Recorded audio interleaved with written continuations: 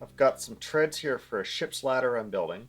They're made out of ash, and I put a groove in here to help to prevent slipping, but I'd like to make it just a little bit more grippy. And I'm going to use a little trick that we have in boat building for doing non-skid decks.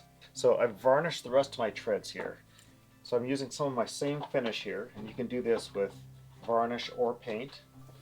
So I've taped off the area that I want to be non-skid. And we're just going to flood on a nice even coat of varnish there, being a little bit generous with it because we want some thickness. And then I've got Epsom salts here, and I'm just going to sprinkle Epsom salts over.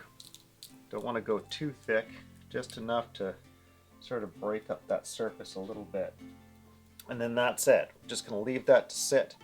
And after this dries, we peel off the tape and we can wash off the Epsom salts. They're just going to rinse away, and that's going to leave us a non-skid finish. The salt's nice in that it just sort of disappears, and it's just the texture of the actual varnish that's left behind, and so there isn't any actual particulate in the finish that can come off and damage other things. Finish is all dry now, and this just leaves sort of a not obvious texture. It's sort of kind of worn out sandpaper rough, I would say, like 80 grit. You don't see it too much. It's mostly invisible because there's so little texture there. It's not going to collect dirt or anything like that in any appreciable way.